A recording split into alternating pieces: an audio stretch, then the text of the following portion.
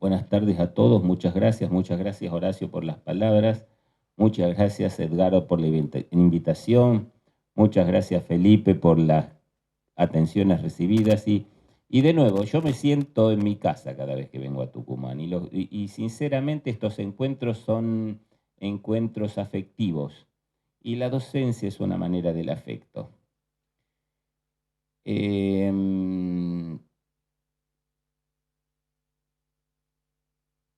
La idea hoy es pensar en conjunto las disposiciones actuales del nuevo Código Civil y Comercial relativa a los contratos internacionales.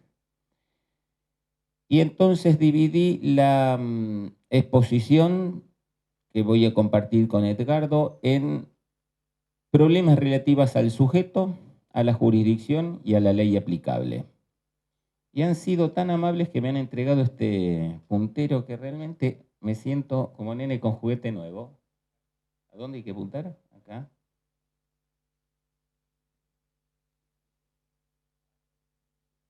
Cambia. Ahí está. Ah, fenómeno. Y yo creo, si alguno de ustedes estuvo en la reunión que tuvimos hace un tiempo, la precedí con la misma, con el mismo epígrafe del gran jurista tucumano, acerca de cada vez que hay que legislar hay que pensar si es necesario legislar. ¿Y cuál es el tipo de legislación? Yo creo que el Código de Vélez fue, lamentablemente hoy denostado, fue el código gracias al cual mi papá pudo estudiar y la familia de muchos otros inmigrantes pudieron estudiar. Entonces me siento en la obligación de reivindicarlo cada vez que me invitan a hablar de la nueva legislación. Bueno, vamos ahora a hablar del derecho internacional privado y la economía. En un articulito que leí hace poco de Carrascosa González, Carrascosa González enfoca el problema del derecho internacional privado y la economía como un problema de costos. Esto es la idea de, dice Carrascosa González, si yo prorrogo la jurisdicción a un país lejano y debo obtener, digamos, el derecho aplicable en base a métodos complejos, en realidad tendré un proceso muy costoso y eso generará un problema de costos en la economía. O sea, todo costo en la economía lo paga el que consume. Eso es una idea básica. De esta idea de Carrascosa González, a mí me pareció buena la idea, pero no me pareció bueno el desarrollo. En realidad, que la norma indirecta elija, o sea, que uno en el contrato prorrogue jurisdicción a un Estado, a una jurisdicción lejana y que declare aplicable un derecho de una jurisdicción lejana, no es el principal problema de la economía. El principal problema de la economía es si las elecciones que utiliza la norma indirecta son elecciones acertadas o no acertadas para la economía en su conjunto. O sea, no quiero decir que a cada uno de nosotros no le resulte complejo llevar un proceso en el extranjero o obtener prueba del derecho extranjero. Lo que sí quiero decir es que ese mínimo esfuerzo individual de cada uno de nosotros no tiene nada de comparación con la elección o no que el legislador puede llevar a cabo a través de las reformas, a través de la legislación, en orden a cómo organizar su sistema de contratos internacionales, su sistema de sociedades multinacionales, su sistema de ilícitos internacionales. O sea, la idea de Carrascosa González era buena, no era bueno el desarrollo final. Yo voy a tratar de trabajar un poquitito en esta idea de los costos como idóneos o inicuos en función de las conexiones que trabaja la norma indirecta, que me parece que es mucho más incierto, mucho más desafiante, y no hablamos de el problema que significa viajar o contratar un abogado extranjero. La segunda cosa que me parece necesario destacar es que la legislación, el cambio de una legislación no te cambia la institucionalidad. El cuadrito que tengo aquí, que me lo han criticado un poquitito, pero lo he mantenido, nos ubica que la Argentina ocupa el número 134 en calidad institucional, mientras que Nueva Zelanda, Canadá y Estados Unidos ocupan los números 1, 7 y 11.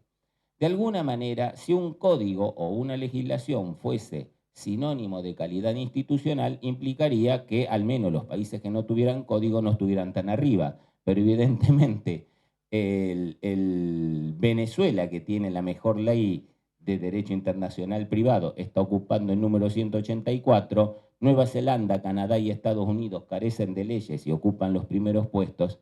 En definitiva, con las leyes se hace muy poco. Se puede hacer, pero poquito. Otra de las razones invocadas para codificar fue la de que Vélez obedecía a un liberalismo absoluto y que no se compadece con el solidarismo de nuestros tiempos. Bueno, yo empecé diciendo, papá pudo ir a la universidad siendo hijo de inmigrante, y creo que varios de nosotros pueden llegar a compartir esa idea en la cual un inmigrante podía mandar a sus hijos a una universidad. Entonces, tan oligárquico como hoy se le puede decir, me parece que no era el código. Impidió la reforma agraria. En última instancia, la subdivisión que permitía el Código Civil permitió que la propiedad se atomice sin necesidad de grandes revoluciones. Cuando venía para aquí estaba leyendo un artículo de Mario Bunge, en donde decía los progresistas en América Latina debieran estudiar más y agitar menos. Yo comparto la idea.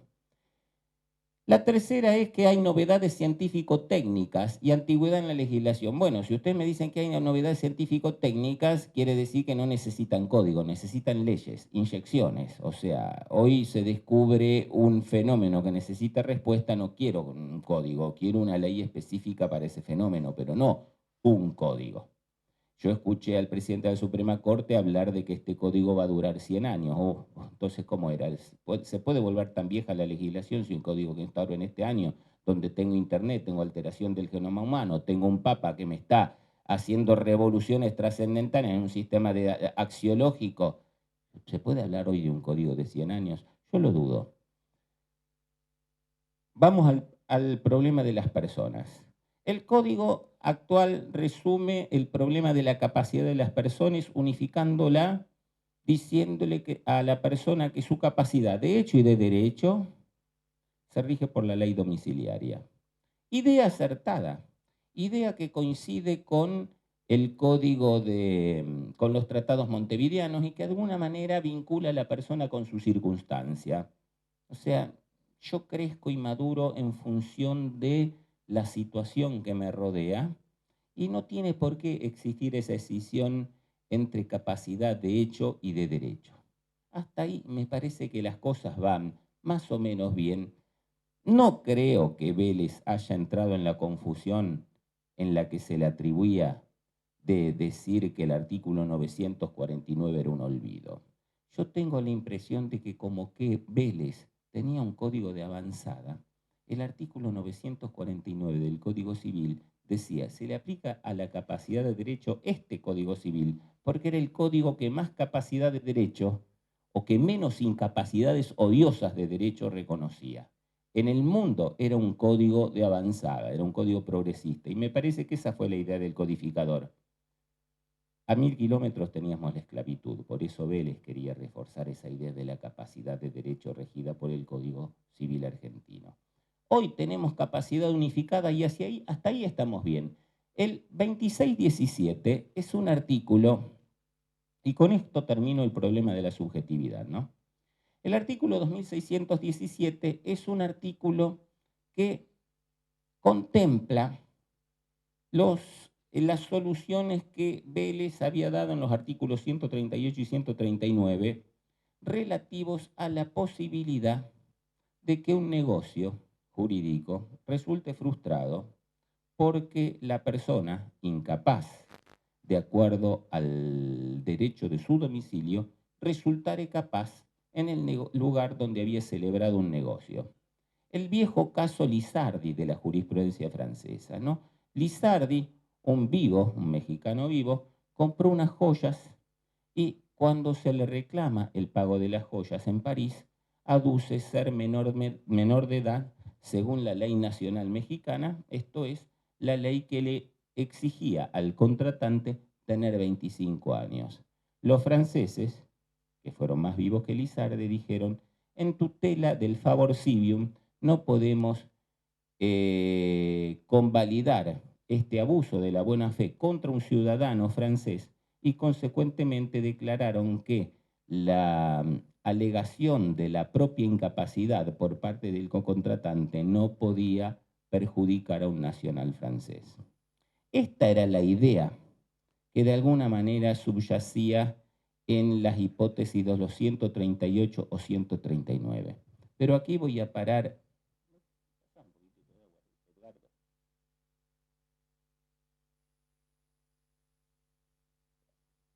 Para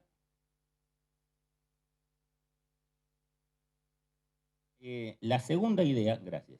La segunda idea que reposaba al lado de los 138 y 139 de Vélez era la idea de la tutela de los derechos adquiridos. Si yo tenía un Estado de mayoría de edad, ese Estado lo seguía prorrogando hacia otros estados, o sea, lo mantenía frente al conflicto móvil. Yo era mayor y era mayor para todo el mundo. El artículo 2617 actual trata sin éxito de unificar ambas situaciones. Y en algunos lugares peca por defecto y en otros lugares se excede. Si comenzamos hasta el primer párrafo, hasta la primera oración, no mejor dicho, el primer párrafo, dice, la parte en un acto jurídico que sea incapaz, según el derecho de su domicilio, no puede invocar esta incapacidad si ella era capaz según el derecho del Estado donde el acto ha sido celebrado, a menos que la otra parte haya conocido o debido conocer esta incapacidad. Situación 1, que el artículo contempla. Juan es menor de edad según el derecho de Filipinas. Celebra un contrato en Argentina, de acuerdo al cual tiene la mayoría de edad. Ese contrato es válido porque de acuerdo al derecho del lugar donde lo ha celebrado, él deviene mayor de edad. Consecuentemente con eso, él no puede alegar la nulidad diciendo, como dijo Lizardi, no, pero yo lo celebré siendo incapaz. Hasta ahí estamos totalmente de acuerdo. Primera regla, nadie puede alegar su propia torpeza.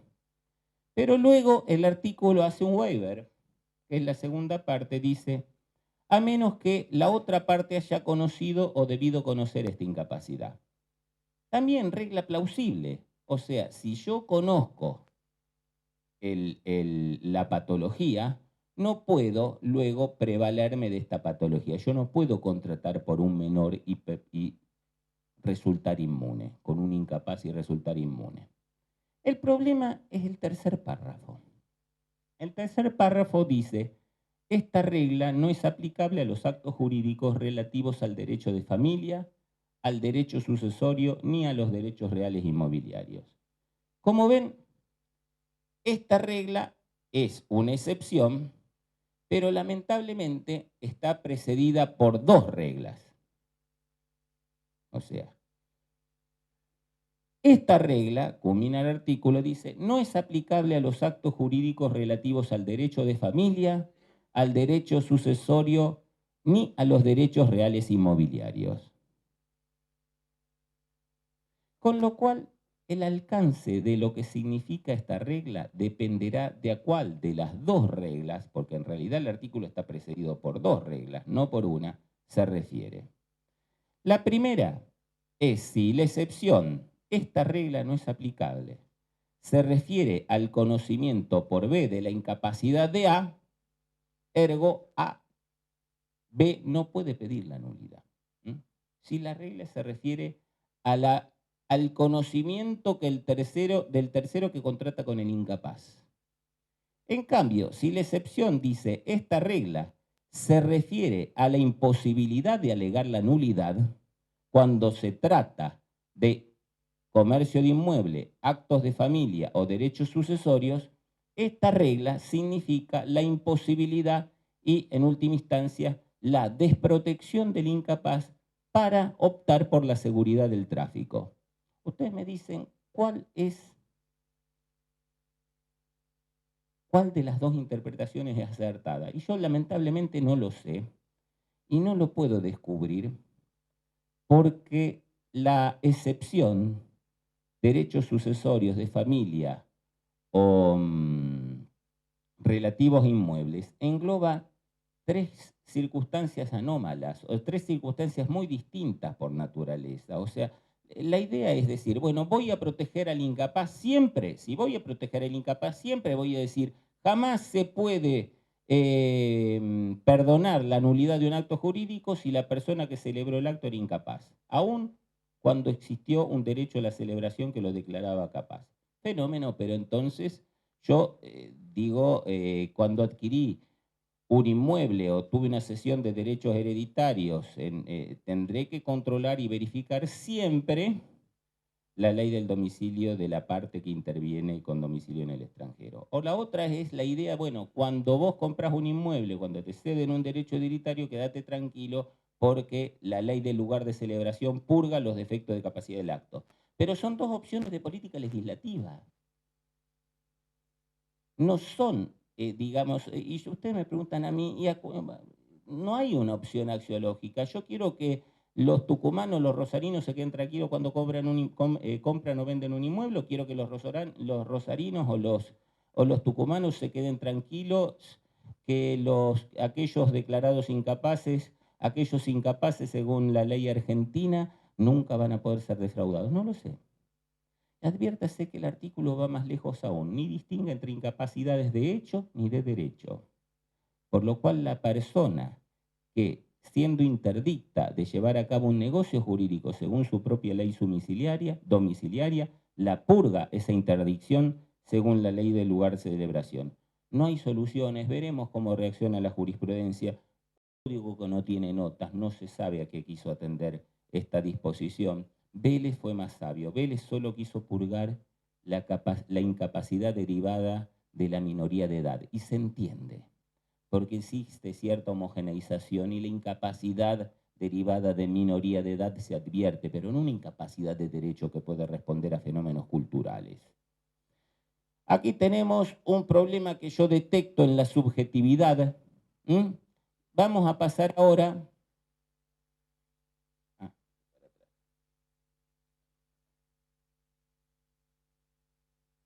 al problema de la contratación.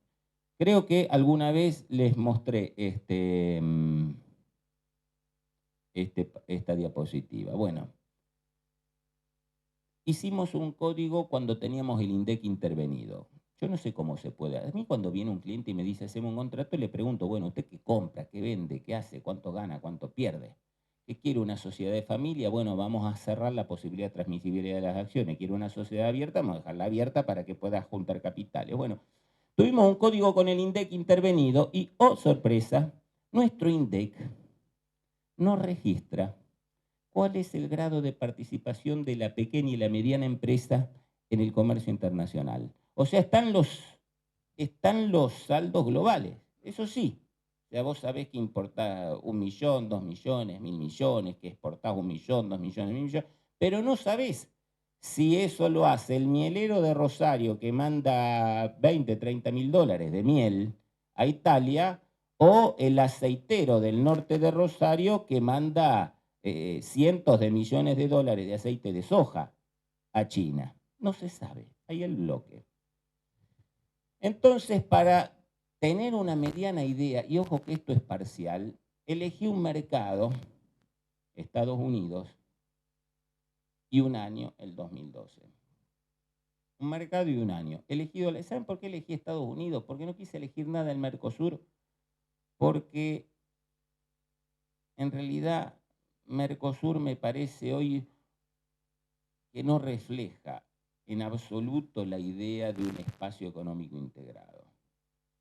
Algunos de los que están presentes tienen idea de cuál es el porcentaje de Producto Bruto que se intercambia dentro del Mercosur, o sea, de cada 1.000 pesos que hace la Argentina o 10.000 pesos que hace Brasil, ¿cuánto se cambia? Como dice Felipe, el 1%.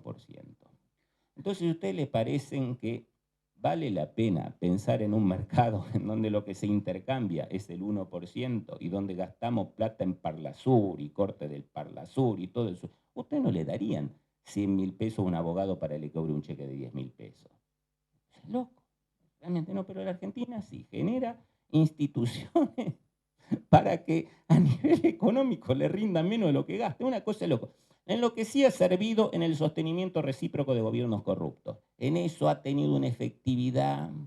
Cuando sufre Chávez lo apoyaban desde acá, cuando sufre Dilma lo apoyan desde acá, cuando sufre Cristina lo apoyan Chávez y Dilma o Maduro y Dilma. En eso ha sido extraordinario. Pero en materia de generar condiciones de progreso, incentivación de emprendimiento, intercambio, todo eso, sí, yo no creo que entre Corea del Norte y Corea del Sur cambien tampoco. No sé, una vez habría que estudiarlo, es una broma, pero habría que pensarlo, a ver si el Kim Jong-un le compra un poquitito menos al que le quiere mandar los misiles, porque menos del 1, ¿cuánto puede comprar? Yo creo que ese debe ser el tráfico entre Uruguayán y Paso de los Libres. Televisores contra alpargata, carne contra nafta. Ya ahí se llena el 1%. ¿Qué más se quiere? Bueno, entonces elegí Estados Unidos.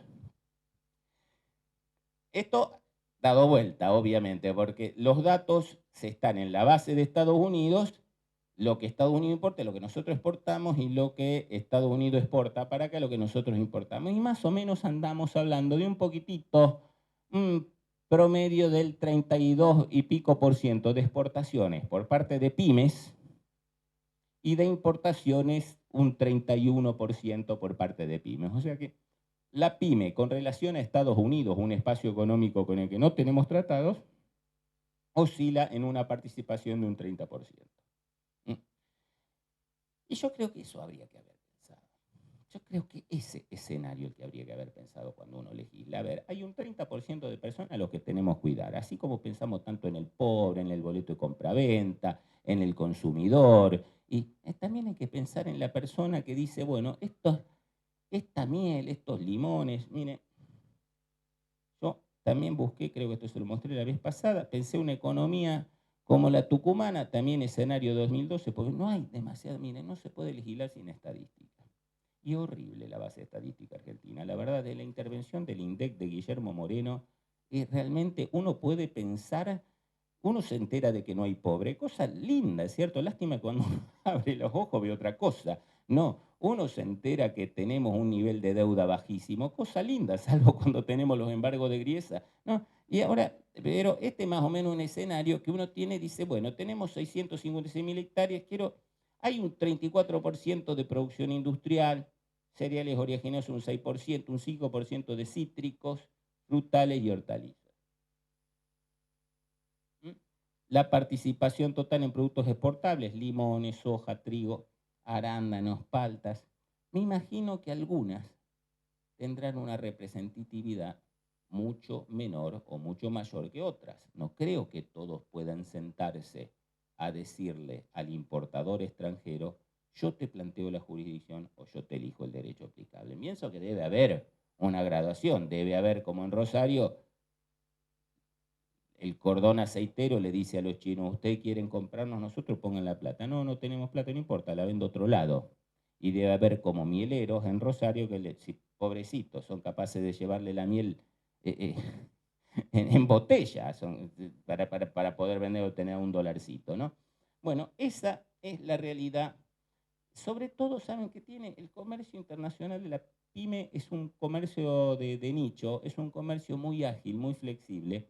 Y lo que advierto, me parece que el código ha homogeneizado una situación que no sé si era digna de ser homogeneizada. En primer lugar, nuestro código admite el acuerdo de elección de foro, o sea, la posibilidad de que elijamos el derecho aplicable a favor de cualquier tribunal o árbitro del mundo. A pesar de la redacción, que está horrible, ¿no? Porque dice, en materia patrimonial e internacional, las partes están facultadas para prorrogar jurisdicción en jueces o árbitros fuera de la República. No, pero también se puede a los de adentro. No, o sea, también uno puede decir que los de adentro pueden quedar prorrogados, ¿no? O sea, en jueces o árbitros fuera o dentro de la República. O sea, los brasileños se pueden poner con los argentinos y decir, vamos a litigar en la República Argentina. No está prohibido, aunque parezca que como está redactado, excepto que los jueces argentinos tengan jurisdicción exclusiva y que la prórroga estuviese prohibida por la ley. Regla general, en materia, y no se trasladó la palabra exclusivamente, que estaba en el Código Procesal Civil y Comercial de la Nación, se sacó la palabra exclusivamente. Yo tengo mi sospecha, pero es demasiado arriesgarla, de que como en el año 2009 la palabra exclusivamente fue considerada como que enervaba la prórroga de los contratos de trabajo, el haber quitado la palabra exclusivamente permite que también en materia laboral se pueda prorrogar jurisdicción. Eso fue una conclusión que sacó la Asociación Argentina de Derecho Internacional en Salta en el año 2010. Bueno, carácter exclusivo de la elección de foro. ¿Cuál es el efecto? La elección de foro termina constituyendo al foro elegido como el único foro susceptible de abordar la cuestión litigiosa. La prórroga puede ser expresa o tácita y puede ocurrir, adviertan, de que se entable la demanda y que el demandado, cuando la conteste, no oponga, segundo párrafo, no oponga la incompetencia, deje de hacerlo o oponga excepciones previas sin articular la excepción declinatoria. ¿Cuáles son los problemas que genera esta cláusula? Los problemas que genera esta cláusula, a mi entender, son dos. Uno, de política legislativa. Pensar que el mielero rosarino tiene la misma posibilidad de elegir el foro que el aceitero rosarino. No. ¿Y ustedes saben cuál es el problema? Que cuando hay jurisdicción para el mielero rosarino no le pagan, el juicio se terminó. Cuando hay elección en un foro extranjero, el juicio ya no existe más. Él no puede abordar. Si él exportó $50.000 de miel y tiene para arrancar el juicio que mandar $10.000, en primer lugar no los va a poder girar. Hoy no los puede girar. Tiene que conseguirlos en algún mercado, pero hoy no los puede girar. Y segundo, él dice, ya perdí, no puedo seguir perdiendo $10.000 más a razón de 400, $500 por hora que me atiendan.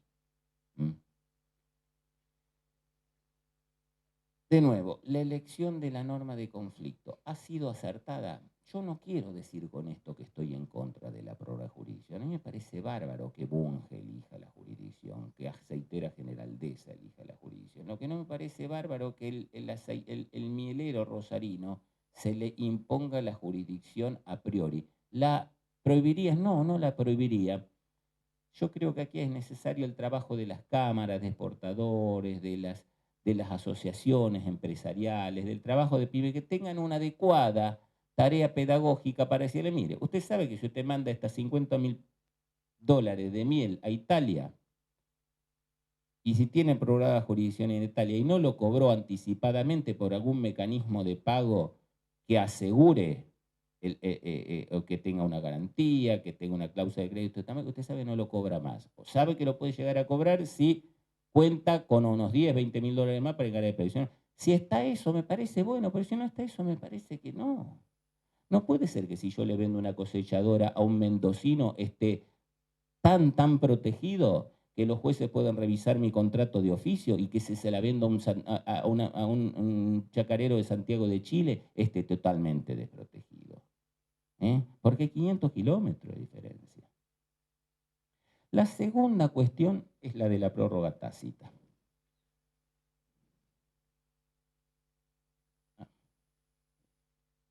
Mira, ¿sí? Ahí está. La segunda. La prórroga de jurisdicción puede resultar por elección o puede resultar por no contestar la demanda y no poner. Sin embargo, ¿cómo puede ser que si yo entablo la demanda en un juzgado incompetente, obligue a todo extranjero a que demando que venga a articular la excepción de incompetencia con consecuencia de que si no articula la competencia, le queda radicado el proceso en el tribunal incompetente. O sea, yo estoy invitando a todo extranjero demandado a convertir a los argentinos en el foro donde van a ser demandados, porque si no, deja de hacerlo y automáticamente convierte la jurisdicción argentina en una jurisdicción competente. En ese sentido, el Tratado de Montevideo era más razonable. Si se demandan de un tribunal incompetente, la prórroga de jurisdicción debe ser expresa, no ficta. No quiere decir que porque yo me quede callado quede automáticamente sometido a la jurisdicción argentina. Son dos cuestiones que me preocupan y que me parece que van a tener que, de alguna manera la jurisprudencia va a tener que hacerle decir a la ley algo que lamentablemente la ley no dice. Jurisdicciones subsidiarias, domicilio del demandado. Adviertan que cuando se habla de domicilio del demandado, puede ser el domicilio de cualquier demandado, con lo cual, ¿qué es lo que yo le digo a mis alumnos? Mire, en vez de ir a litigar al extranjero, búsquense un demandado en la Argentina y reclámenle un peso. Entonces siempre tienen jurisdicción internacional argentina porque a diferencia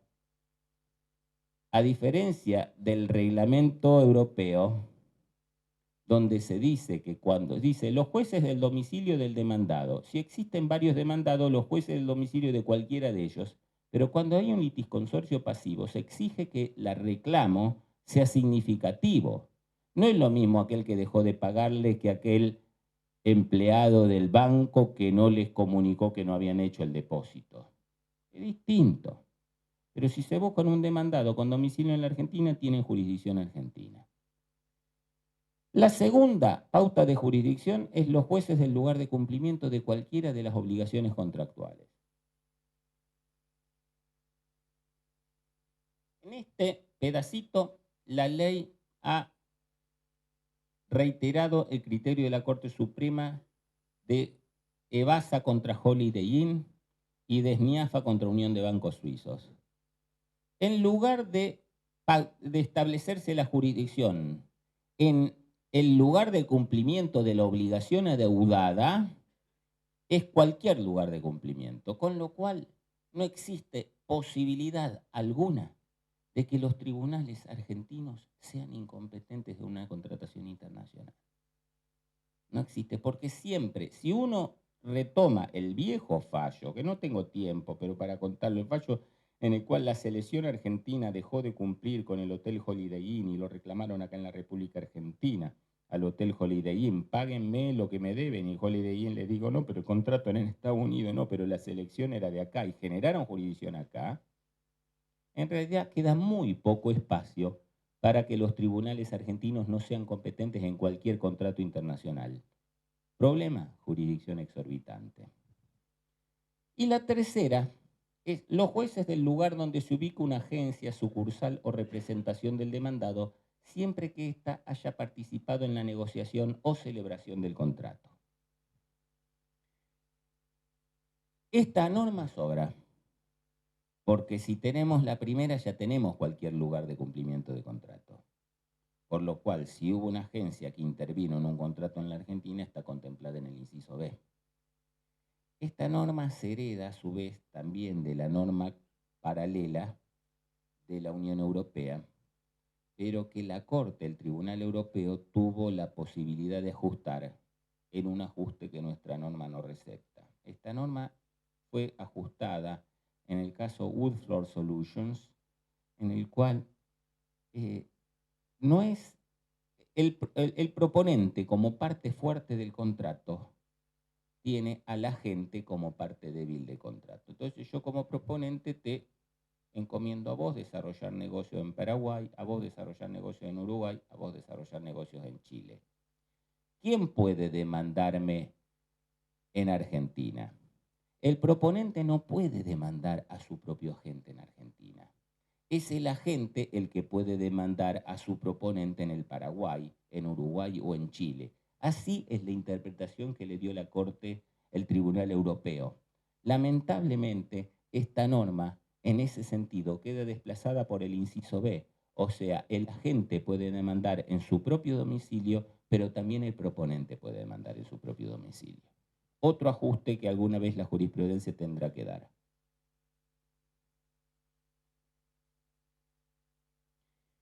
vamos a cerrar con la ley aplicable. ¿Estamos bien en tiempo, no, Eduardo?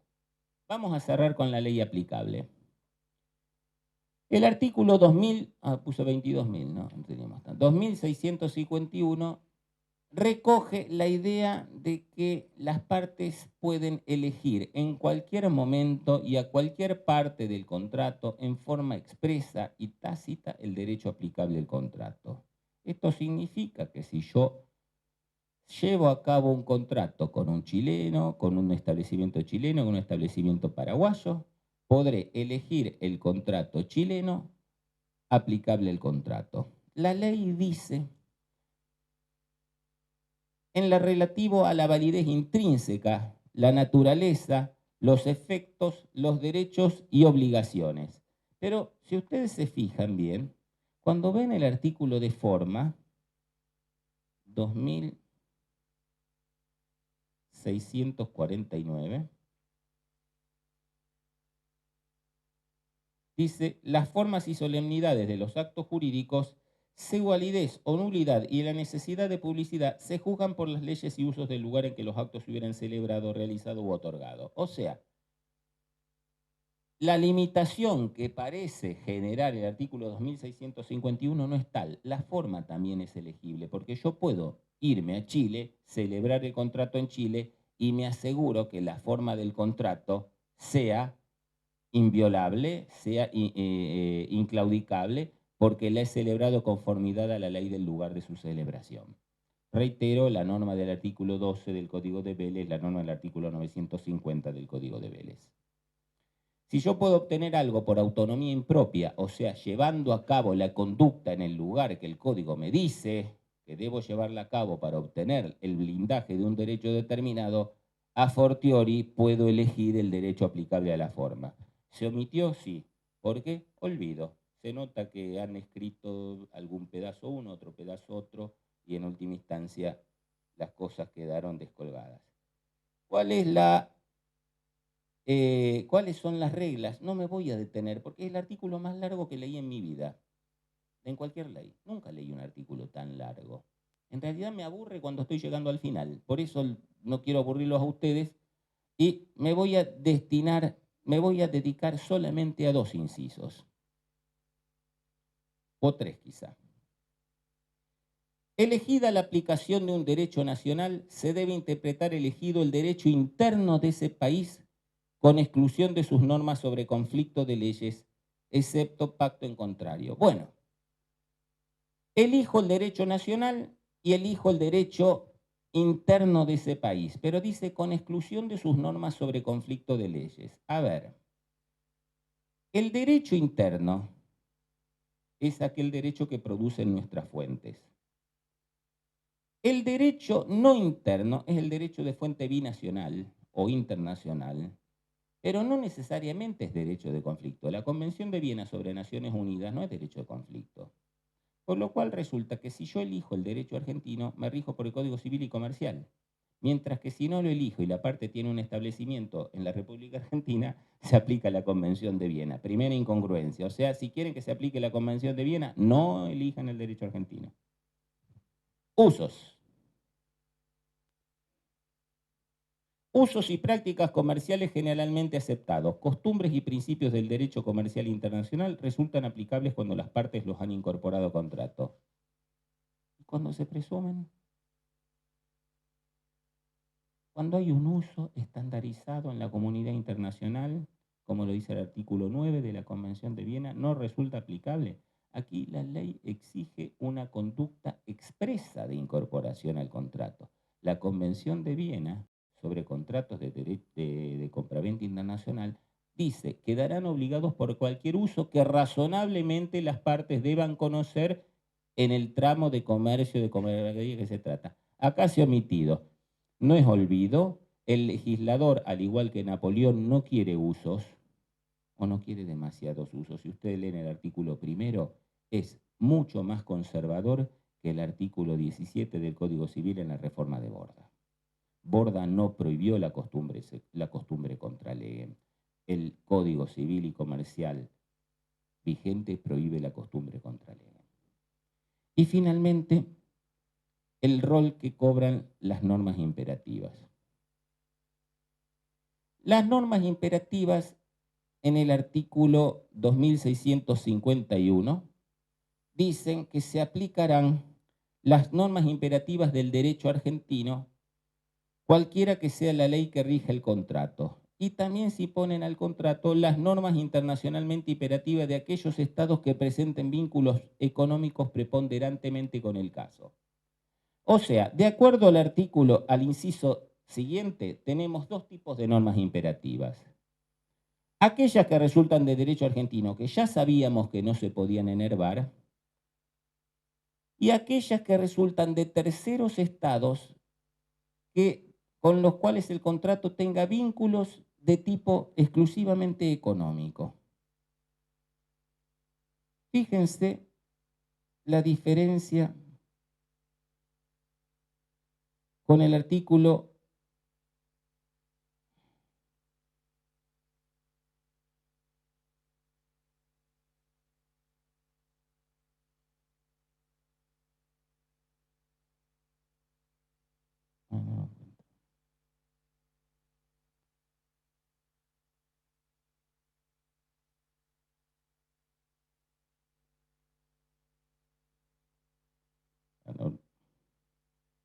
'Estamos medio apurados de tiempo, medio tengo que terminar. Sí. Bueno, estamos en esto. O sea, una norma internacionalmente imperativa es aquella norma que exige sí o sí, por razones de política estatal, que no se pueda aplicar derecho extranjero. Esa norma puede resultar del derecho del foro, del derecho elegido, el del derecho de un tercer estado. El ejemplo clásico, ¿no? El establecimiento argentino, el anticuario de Buenos Aires, que compra una estatuita del Partenón, se la compra al anticuario francés, y el anticuario francés, al momento que tiene que entregar la estatuita, se entera de que es patrimonio histórico griego y por ende le dice, mire, yo no se lo voy a vender. No, pero eso no es la ley francesa, ni siquiera la ley argentina. Al argentino que le importa el patrimonio griego, a Francia que le importa el patrimonio griego. Bueno, pero es una ley que tiene por objeto la tutela del patrimonio histórico griego. Como es una norma de policía de un tercer estado razonablemente vinculado con el caso, la norma se aplica. Este es el supuesto general. Sin embargo, el artículo actual solamente prevé en materia contractual que el lazo con el tercer estado sea un lazo de naturaleza puramente económica. O sea, el lazo cultural no la contempla. La norma internacionalmente imperativa, como se contempla en el artículo 2599, prevé tres posibilidades: norma internacionalmente imperativa del propio Estado, norma internacionalmente imperativa del tercer Estado afectado por vínculos no solamente económicos, sino de otro tipo, y norma internacionalmente imperativa del Estado cuyo derecho se declara aplicable. Aquí se ha ignorado el vínculo no económico del tercer Estado y se ha ignorado la norma internacionalmente imperativa del Estado cuyo derecho se declara aplicable. La cuestión es si se declara aplicable también en contratos la parte general que incurre el 2599. Yo tengo mis dudas porque hay una regulación específica para qué se va a decir dos veces la misma cosa o para qué se va a decir dos veces la referencia a la misma cosa en forma distinta. Por último, la cláusula de excepción. Los jueces argentinos podrán no aplicar el derecho declarado aplicable cuando, tomando en cuenta los elementos subjetivos y objetivos, este contrato tuviera vínculos razonablemente predecibles con otro derecho. Lamentablemente, no tenemos una gimnasia práctica con todo el derecho del comercio internacional, por lo cual lo deseable hubiera sido establecer cuáles son aquellos vínculos más importantes como para poder desplazar la conexión que me designa la norma de conflicto. Bueno, espero no haberlos aburrido. Le paso la posta al profesor Edgardo López Herrera. Muchísimas gracias.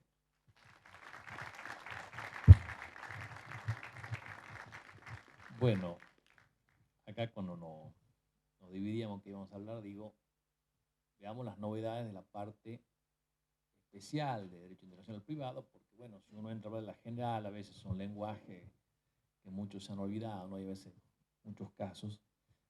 Y él me dijo, yo hablo sobre contratos internacionales. Y bueno, yo hablo sobre los contratos que siguen y sobre otras partes de la parte especial. Y ahora hay una novedad que obviamente en el código viejo no podía estar, que es el contrato o la relación de consumo internacional. Saben que Vélez Arfield no, esa noción no estaba en esa época. Ahora está en el código. Esto es, como le digo, algo novedoso. Lo único que había antes no alcanzó nunca a ser derecho, que era el protocolo de Santa María, que era simplemente sobre jurisdicción. Este código tiene el método, además, que, correcto, creo que en todos los artículos divide primero las jurisdicciones y ante qué juez tiene competencia internacional, y después separa el derecho aplicable. En el consumo, diría que uno de los lugares donde más importa, una de las ramas donde más importa, quién es el juez. No tanto a veces el derecho, sino qué juez es el que me va a oír, sobre todo si el contrato es internacional, que realmente hay muchos contratos de consumo internacionales. Entonces, el 2654 divide la acción del consumidor de la acción contra el consumidor. Lo más fácil, la acción contra el consumidor solamente puede ser deducida en el domicilio del consumidor, es lógico, es un estatuto protectorio, y además, lo que les acaba de decir el doctor de la prórroga, está prohibida, es lógico también, es un derecho protectorio. Se imaginan que si hubiera prórroga, uno compraría en cualquier país y vaya a saber dónde lo mandan a litigar, porque no tiene ningún tipo de libertad. Cuando son acciones que plantea el consumidor, hay muchísimos foros. Es el artículo que más foros pone en toda la parte de derecho internacional privado a disposición de un actor en casos internacionales. Entonces uno ve que lo primero es lugar de celebración del contrato, lugar de cumplimiento de la prestación de servicio, lugar de entrega del bien, domicilio del demandado, que puede no ser el mismo porque yo puedo haber contratado en lugar el demandado domiciliarse en otro, lugar donde el consumidor realiza actos necesarios para la celebración. Y dice, bueno, pero si me acaba de decir celebración, bueno, es que puedo yo realizar actos necesarios y no celebrar exactamente ahí. Bueno, me obligan a llevar documentación, me obligan a hacer papel en un lugar, pero lo celebramos en otro. Eso puede ser común en un contrato de consumo internacional. Entonces también había foro. Y acá viene una norma que comentó el doctor. También aquí hay el lugar donde el demandado tiene sucursal, agencia o representación. Qué bien, o compro en el extranjero, y si acá en la Argentina hay, podría no. Pero después viene la condición. Cuando hayan intervenido en la celebración del contrato, y dice, bueno, pero entonces ya yo lo tenía antes con el lugar de celebración, porque se han intervenido en las celebraciones porque se ha celebrado ahí. Entonces esta norma también yo creo que aquí sobra. Donde no sobra es la segunda parte de esta norma, porque me dice lugar de celebración del contrato, perdón, lugar de donde tenga sucursal, asiento o representación,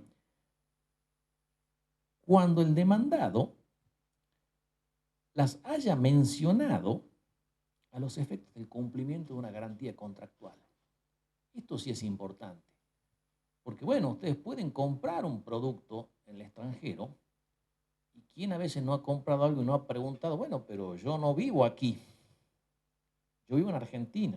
No se haga problema, en Argentina hay service. En Tucumán también se fija, no, si hay. Entonces ustedes dirán, bueno, pero esa mención entonces tiene que ser expresa. Bueno, mejor si es expresa. Pero yo los desafío, vayan a su casa y fíjense cualquier bien que hayan comprado, y van a ver que ya los manuales, casi todos son estandarizados, y ya los lugares donde tienen garantías, ya prácticamente cualquier producto, ya me menciona las garantías, y están casi todos los países o por lo menos regiones del mundo. Entonces, para que, si ustedes quisieran demandar aquí en la Argentina por un producto que han comprado en el extranjero, habrá que ver si realmente está mencionada la garantía, no solo expresamente, sino también si viene mencionado el producto. ¿Y por qué es importante? Porque si no, quizás yo no compre el producto, es decir, no es algo caprichoso en la ley que diga usted tiene foro competente si hay suficiente contacto jurisdiccional en el lugar de garantía, porque realmente me la han ofrecido, porque si no, claro, imagínense si van a pagar algo caro, van al extranjero, ¿quién no se ha comprado un celular o se ha comprado una computadora? Y uno dice, bueno, es mucho dinero, ¿y qué pasa si no funciona? Y ahí viene que uno dice, no, no, la garantía nuestra es en todo el mundo. Bueno, está bien, entonces yo la compro. Entonces, esto es algo que antes se discutía que me parece muy, pero muy eh, interesante. Obviamente que también tenía otro foro antes que era el cumplimiento, lugar de cumplimiento, dice, de la obligación de garantía, pero lo que pasa es que puede ser distinto que me la mencionen a que me cumplan la garantía. Supongo que esa ha sido la razón de poner los dos foros. Así que creo que son 8 foros que hay. Es realmente muy interesante.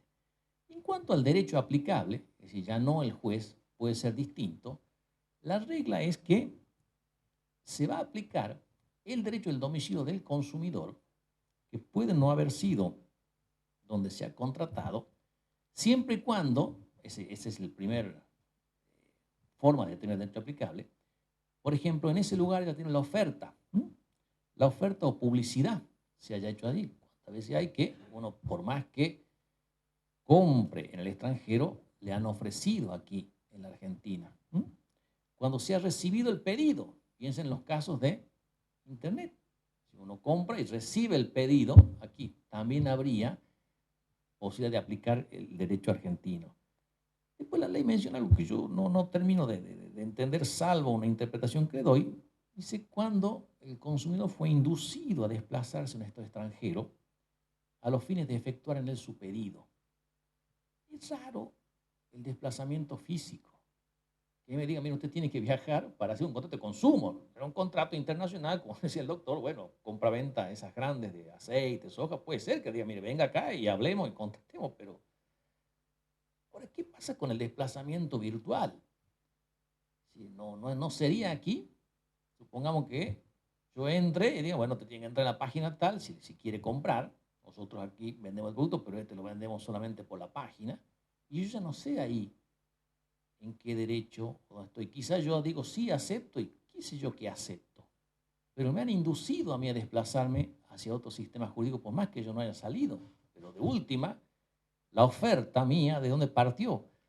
Partió de aquí, desde mi lugar. Entonces, supongo que ese es el caso.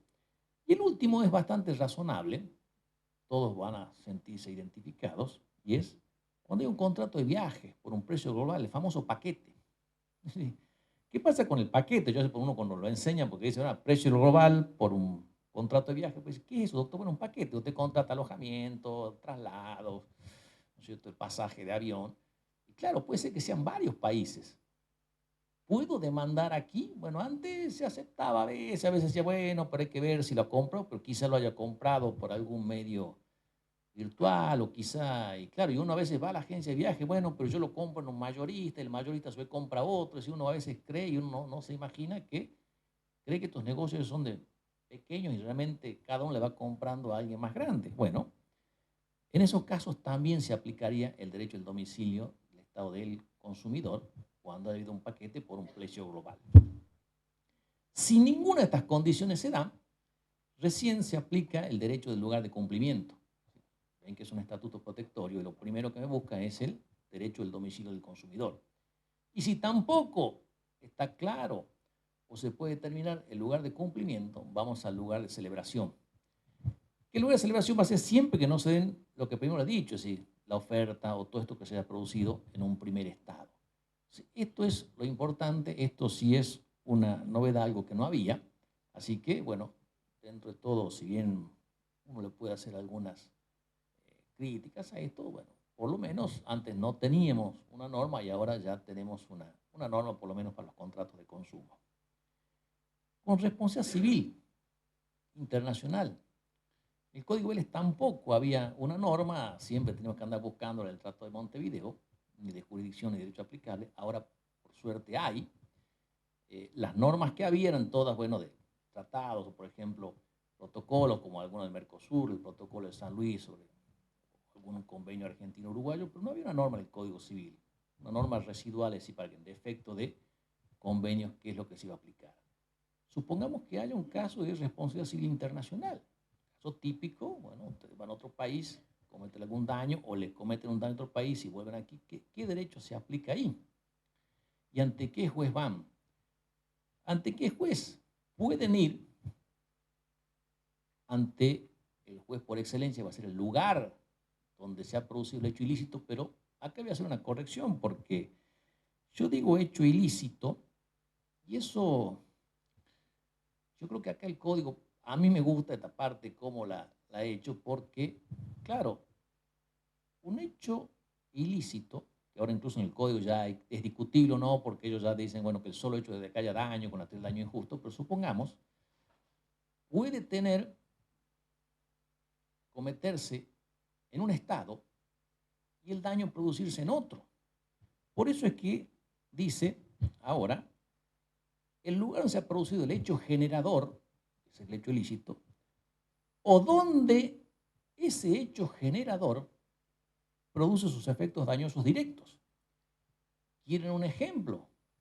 El daño transfronterizo, es decir, este que ha pasado. En el otro lado de la frontera hay una planta que contamina. ¿Está bien? El hecho se produce ahí, pero el daño ¿dónde se produce? Se produce en otro país. Entonces ahí es donde habría jurisdicción en cualquiera de esos tres países, en cualquiera de esos dos países, perdón.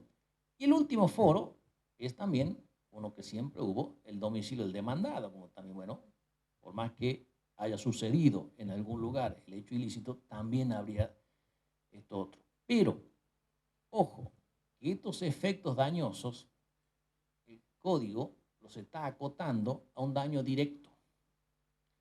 Directo e indirecto no es lo mismo, porque efectos indirectos, yo puedo tener, supongamos que haya causado muerte, bueno, yo puedo tener hijos en muchos países, que se va a aplicar, o voy a tener jurisdicción en cada uno, no, es donde se ha producido el efecto directo. Eso está pensado sobre todo, entiendo yo, para los casos de muerte o lesiones, sobre todo para los casos de muerte, donde el daño directo es el que muere y el indirecto son todos los familiares que sufren ese daño. Entonces se imaginan que podría haber foros incalculables. Por eso es que lo han limitado a los efectos dañosos directos en cuanto a la jurisdicción. Y en cuanto al derecho, también aquí sigue esta distinción de lugar donde se produce el daño y lugar donde produce sus efectos dañosos directos. Dice, fíjense que acá lo dice, y acá vuelve a aclarar, cualesquiera sean los países donde se hayan producido las consecuencias indirectas. Es decir, no importa que haya muerto alguien en otro país y tiene hijos en varios países, esos países no cuentan porque son consecuencias indirectas. Y algo que es muy interesante, cuando las partes, es decir, víctima y victimario, están sujetas a un derecho común, se aplica ese derecho común por más que haya ocurrido en otro lugar. Esto ya estaba previsto en un tratado argentino-uruguayo. ¿Qué es lo que preveía? Gente que, por ejemplo, va de vacaciones a Uruguay. ¿Sí? Es bastante común que una vez se diga, bueno, fulano tal se fue de vacaciones a otro país con quién llegó, con argentino. Bueno, ese es el caso que está previendo, en donde, bueno, aplicar el derecho ahí uruguayo sería algo, digamos, que estaría un poco alejado porque en definitiva estas partes son argentinas, entonces podrían ahí pedir esa aplicación de ese derecho común. Eso es lo que está diciendo. Pero también estaba previsto, por ejemplo, en el protocolo de San Luis sobre el accidente de tránsito, también el derecho común. Lo que aquí en jurisdicción me había oído decir, el foro que yo no veo previsto, que sí está en el protocolo de San Luis, que es un protocolo del Mercosur, es el foro del actor. El actor aquí no está, yo veo que está únicamente el demandado y el lugar donde se ha producido el hecho generador, donde se ha producido hechos dañosos directos. Uno podría decir, bueno, ahí podría estar quizá el foro del actor, pero bueno, el actor puede no haber sufrido los efectos dañosos directos también en su domicilio. ¿Qué otra norma hay que no había?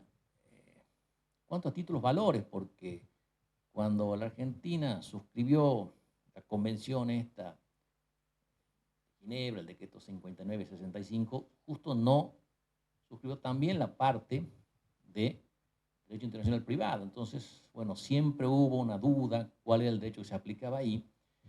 Y bueno, había que regirse por otros tratados. Bueno, ahora hay una norma, también en el código en cuanto a títulos valores, la jurisdicción obvia cuál va a ser en un título valor, cuando un título valor sea internacional. El lugar donde debe cumplirse, esto es obvio, y el domicilio del demandado. Aquí no hay grandes secretos, no hay grandes novedades, son los dos foros comunes.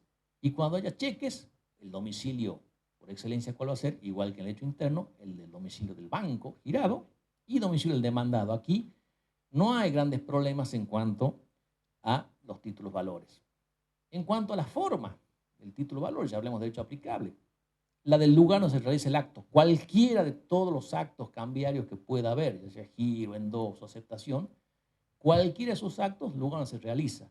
Lo cual quiere decir que cada uno puede tener derechos diferentes, porque pueden haberse hecho en distintos países. Así que esto habrá que tener cuidado con qué es lo que estoy reclamando. Fuera de la forma, ¿cuál es el derecho aplicable que se aplica ya, digamos, perdón, al fondo? El lugar donde la obligación ha sido contraída. El lugar donde ha sido contraída es el lugar donde se aplica. La nulidad de alguna de las obligaciones no afecta a las otras. Eso también lo dice el código, un principio común en la materia. Y si se ha perdido la ley del Estado, donde ese pago debe cumplirse. Otra novedad, ya un poco estamos ahí, pero que quizá interese en el tema de matrimonio. El tema de matrimonio, con respecto a la última reforma del Código Civil, la 20515, no hay tampoco muchas novedades, pero algunas sí me quiero referir. En cuanto a lo que es validez, nulidad, disolución del matrimonio, ¿cuál es el juez competente? Por regla, último domicilio conyugal efectivo, domicilio o residencia habitual, esto sí es una novedad, del cónyuge demandado. Es decir, no es forzoso tener que demandar en el lugar donde han convivido, sino que también podrían, y esto está previendo el caso donde hubo un matrimonio y uno se ha mudado a otro país. Entonces el cónyuge demandado en ese foro se lo podría demandar. En cuanto al derecho aplicable, todo lo que es forma, prueba, existencia, validez, capacidad, nosotros seguimos siempre, y se sigue siendo la misma regla de Vélez, el lugar de celebración. Sí me parece obvio cuando lo enseño, pero bueno, había otros sistemas, podría ser, por ejemplo, nacionalidad común o nacionalidad del marido, cuando en su momento decía Sabí, bueno, acá el lugar de celebración, aunque siempre se dijo, los contrayentes hubiesen ido a ese lugar para no sujetarse a la ley, porque bueno, había un favor matrimonio, es decir, que el matrimonio sea válido. Esa regla sigue bien. En los efectos personales, la regla sigue siendo el domicilio conyugal efectivo, es decir, en cuanto al derecho. Y en los efectos patrimoniales, acá hay un pequeño cambio. Efectos patrimoniales se rigen por el primer domicilio conyugal. Dirán, bueno, pero dicho lugar de celebración, bueno, uno siempre enseña que lugar de celebración no es lo mismo que primer domicilio conyugal, porque bueno, ustedes quizá se casan en un país e inmediatamente fijan el domicilio en otro lugar. Entonces, ese va a ser el que va a regir todas las cuestiones patrimoniales del matrimonio.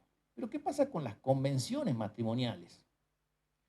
Porque, claro, yo veo en la publicidad, todo esto que se ha hecho el código, es como que hubiera una gran amplitud para hacer convenciones y la verdad es que yo hasta ahora lo que he podido leer, lo único que se puede hacer es optar por uno u otro régimen, pero no se pueden hacer convenciones como se hace en el extranjero, donde muchísimo más es la libertad o la posibilidad de pactar. Acá no hay. Y lo otro que es describir qué bienes lleva cada uno de los matrimonios, eso ya se podía hacer de la época de Vélez Sarsfield. Eso no es una gran novedad, que se la vendió una gran novedad. Bueno, que cada uno diga que eso era una cosa obvia que había. Pero posibilidad de pacto, como se puede hacer en el extranjero, no hay. Pero ¿qué pasa si un matrimonio ha hecho un pacto en el extranjero? Si vale en el primer domicilio conyugal, y esto puede ser de gente que sea argentina. Yo me caso en la Argentina y voy a vivir a Estados Unidos, y es mi primer domicilio, y ahí hago el convenio, ese convenio vale después en la Argentina. Por más que digan, no, pero bueno, yo lo hice en mi primer domicilio conyugal. Acá lo que ha cambiado ahora, que antes no decía, son las convenciones posteriores. antes no las mencionaba, entonces había senderos que se bifurcan, como dice el escritor. Entonces algunos decían, sí vale, si en el primer derecho, el primer domicilio, también vale reformarlas. Y después había otro que, bueno, yo mismo me incluye, que decían, tenía mis ciertas reservas de aceptar la validez de esas segundas convenciones, porque no siempre puede haber en los matrimonios, estos que tienen componentes internacionales, total libertad para pactar ese segundo régimen.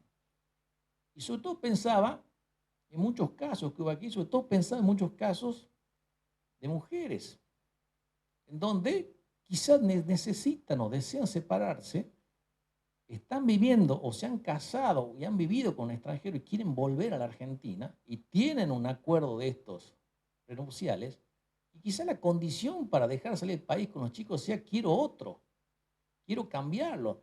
Te dirán, bueno, pero que pruebe que no tuvo libertad, sí, pero es complicado eso y probarlo con otro país. Entonces, yo siempre había pensado que el régimen que tenía el viejo código, como no permitía que estos acuerdos, solamente permitían el primer domicilio y los subsiguientes realmente creo que no. Pero bueno, ahora sí se puede. Sí se puede, y esos posteriores serán siempre y cuando sean válidos de acuerdo al lugar de celebración. También trae otro problema porque ¿qué pasa si el primer domicilio no permitía modificarlos y el otro lugar de celebración sí? Entonces creo que aquí no se pensó en profundidad esta norma y va a ver cómo se la hace. Y lo que también dice en el régimen patrimonial es que si cambian su domicilio estos cónyuges a la Argentina, pueden optar por el régimen matrimonial, patrimonial del matrimonio argentino, lo cual, bueno, uno no tendría, digamos, mayores objeciones, habría que ver cómo es. El divorcio, ¿por qué derecho se rige? Por el último domicilio conyugal efectivo. Acá no hay tampoco ninguna duda, esto siempre ha sido así. Y lo último, la otra novedad que hay, es que el código tiene una norma que tampoco había antes sobre las uniones convivenciales. En la unión convivencial, la jurisdicción es ante el domicilio de convivencia común o residencia habitual del demandado, es decir, es muy parecido al régimen matrimonial. Donde hay una diferencia es en el derecho aplicable, porque ¿qué derecho aplicable con cuál derecho aplicable se va a juzgar el régimen de esta unión convivencial? Dice, del Estado donde se pretenda hacer valer. Y la verdad que no sé por qué no han dicho, bueno, donde fue la convivencia común, porque el Estado se pretende hacer valer, la verdad que lo leo y no entiendo por qué si en otro han equiparado al matrimonio, aquí no hubo tal equiparación. Bueno, ha llegado el tiempo final, habría mucho más para decir de las reformas que hubo en materia de derecho internacional privado, pero no tengo más tiempo, así que, bueno, muchas gracias por la invitación aquí. Gracias a todos.